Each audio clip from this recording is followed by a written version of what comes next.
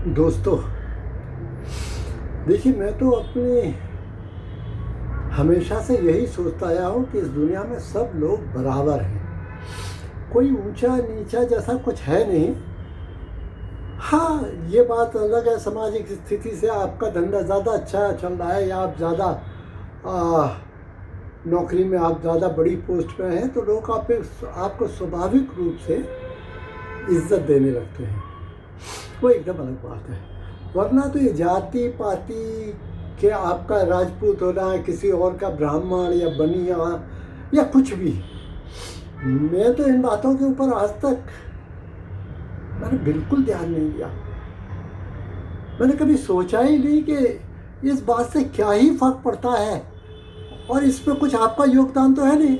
आप इत्तेफाक से राजपूत के घर में पैदा हुए या ब्राह्मण के या बनिए के या मुसलमान या कुछ भी कहो, उसमें आपका ये योगदान क्या है? कुछ भी नहीं। तो आप सिर्फ इस बात से अपने आप को ऊंचा समझने लगे कि आप एक जाति विशेष में पैदा हुए हैं। तो मैं तो खैर, I mean, for me these things do not exist at all. So far, for so many years, I have never thought about it. Whenever I see debates on TV, then also I think these are political things. It does not exist in reality. But no, sir. I was shocked to experience this just a week back. You see what happened? A friend of mine who happens to be Rajput, he is also into business, but he is busy in his affairs. We hardly meet, in fact, once in a year or so. So it so happened कि एक दिन उन्होंने कहा, अरे सिंह साहब बहुत दिन से मुलाकात नहीं हुई, ऑफिस आइए ना।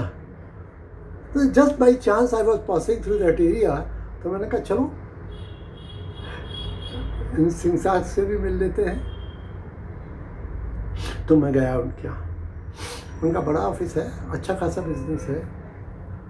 तो मैं जब गया तो 2-3 आदमी उनका वेट कर रहे थे उनके रिसेप्शन में। तो मैंने बताया उसको, रिसेप्शनिस्ट को, जरा बोलिए ओम प्रताप सिंह आए हैं। तो उन्होंने फ़ौरन मुझे अंदर बुला लिया।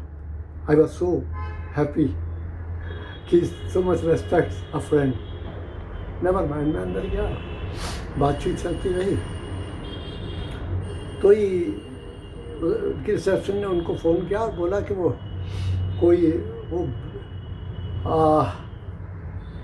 कोई इंश्योरेंस कंपनी के कोई GM या कुछ पता नहीं क्या, उनकी कोई डील चल रही होगी, बड़ी डील। तो उस सिलसिले में बातचीत चल रही होगी, तो मिलने आए होंगे। तो उन्होंने कहा वो आए हैं सर, अंदर भेज दूँ? तो इन्होंने मुझसे कहा कि वो सिंह साहब थोड़ा कोई मिलने आया, ज़रा बुला लूँ अंदर। अरे मैंने कहा कमाल है यार, पहले आप अपना काम धंधा देखो, हम तो दोस्त हैं, कभी भी बात कर लेंगे। शाम को दारू पे बैठ जाएंगे तब बात कर लेंगे, इतना क्या जरूरी है, आप पहले अपना काम धंधा दो। अरे नहीं काम वाम कुछ नहीं, अरे आप आए हो, आपसे ज़्यादा सारा कौन सा काम होता है आपसे मिलने से ज़्यादा। He was so much giving me bow या respect, whatever you call it. Anyway, I also felt nice. तो उन्होंने उसको बुला लिया। He seemed to be a very highly placed officer. जैसे होते हैं ना, वो क्या बोलते हैं, कॉर्पोरेट टाइप का आदमी था, बाकायदा टाई वाई और कोट पहन के। अरे मैंने कहा देन वन कैन अंडरस्टूड कि बड़ा ओहदे पर रहा होगा और डील फाइनल के करीब होगी, इसके लिए मिलने आया है, तो ठीक है। तो हाँ आइए साहब, बैठिए बैठिए, ऐसा हुआ उनका। वो बैठ गए और इनकी बातचीत चलती रहेगी। हाँ तो मुझे क्या मिलेगा? तो ऐसे कोई डील होगी उनकी पॉलिसी। बोलते साहब आप अगर 5 लाख रुपए महीने भरेंगे, 10 साल तक भरेंगे, 50 लाख होगा और आपको जो है कंपनी अगले महीने से ही इतना देगी। वो 10 साल ही आपको भरना है और उसके बाद जो है 85 साल तक आपकी जब उम्र होगी तब तक आपको वो रेगुलर पैसा मिलता रहेगा। उसके बाद 85 साल के बाद भी आपको लमसम बड़ा पैसा मिलेगा। ये वजह है कि सब कुछ बढ़िया चल रहा था। इनकी बात हुई करीब 15-20 मिनट हो गए। Now my friend wanted to address him. उसका नाम लेके कुछ बोलता तो हाँ एक मिनट मैं बोल के आपका नाम क्या था? तो उस जेंटलमैन ने जो थे उन्होंने अपना कार्ड दिया। बोलते सिंह साहब ये मेरा कार्ड है। तो बोलते अच्छा राकेश और ये क्या है साहब? ये कि साहब राकेश और वो खैर उनका कुछ नाम था। तो मेरे दोस्त ने पढ़ा और उसकी जाति पढ़ते ही ये तो उखड़ गया। यानी इतनी देर से 15-20 मिनट से इतनी बढ़िया बात हो रही है, प्लान ऑलमोस्ट ये लोग फाइनल करेंगे ऐसा लग रहा था, और ये बात उसकी वो उसका सरनेम देख के उखड़ गया। बोलता है तो तुम बढ़ई हो साले, बढ़ई हो के मेरे सामने कुर्सी पर बैठ के बात कर रहे हो साले। तुम जैसे लोग हमारे सामने हाथ जोड़ के खड़े रहते हैं, ठाकुर साहब करते रहते हैं, और तुम्हारी इतनी हिम्मत कि मेरे सामने कुर्सी बैठ के बात कर। चलो उठ। I was so shocked. There was pin drop silence in the cabin. वो आदमी हक्का बक्का रहेगा, उसे समझ ही नहीं आएगा। बोलता सिंह साहब, बोलता क्या सिंह साहब, उठ पहले खड़ा हो बाहर निकल साले। अरे सिंह साहब वो बिजनेस क्या तेल ले दे, नहीं मांगता साले। बड़ी बड़ाई भी साले, ऐसे लोग भी हमारे सामने बैठ के बात करेंगे।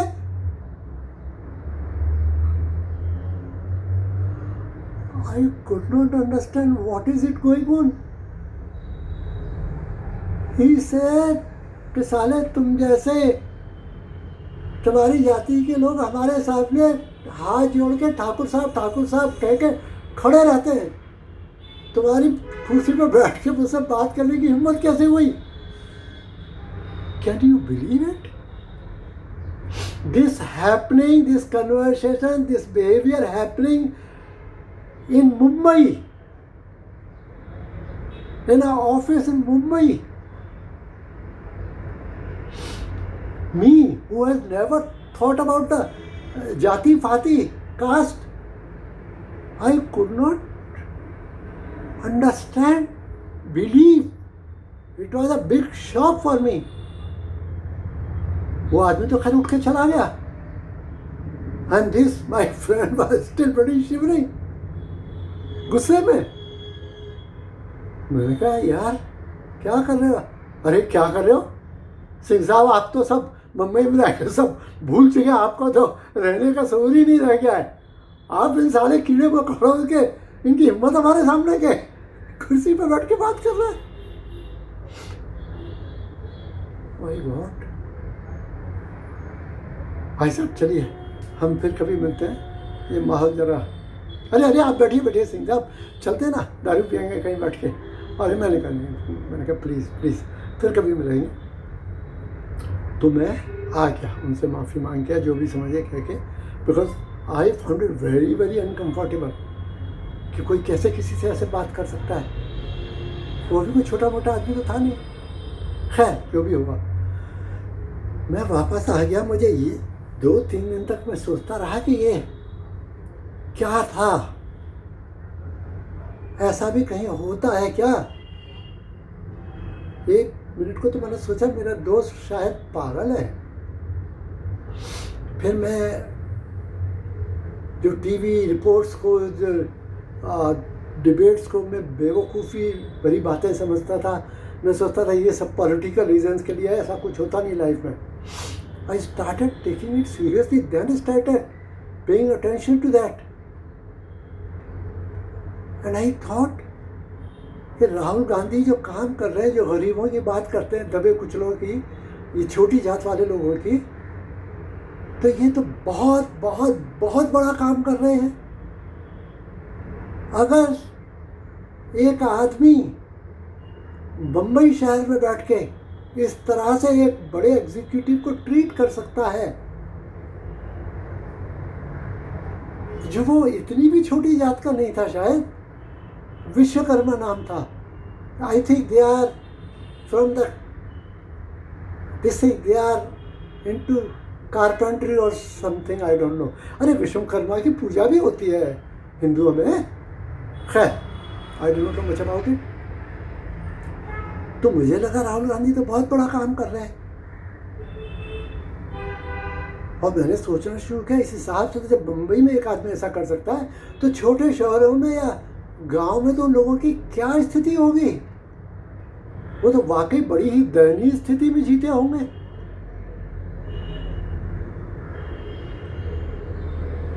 खैर मैं काफ़ी दिन तक ऐसा सोचता था, और एक दिन मैं सुबह गार्डन में घूमने गया। हमारी सोसाइटी में गार्डन है, छोटा गार्डन है, I mean fairly good garden. तो मैं वहाँ राउंड ले रहा था, तो एक सज्जन आए जो हमारी सोसाइटी में रहते हैं, उनका एक्सपोर्ट इंपोर्ट का बिजनेस है। आप मेरा ख्याल है 50-60 करोड़ का पर ईयर का टर्नओवर है उनका, तो फेयरली बिग बिजनेस। यानी is into manufacturing of shoes, he export shoes.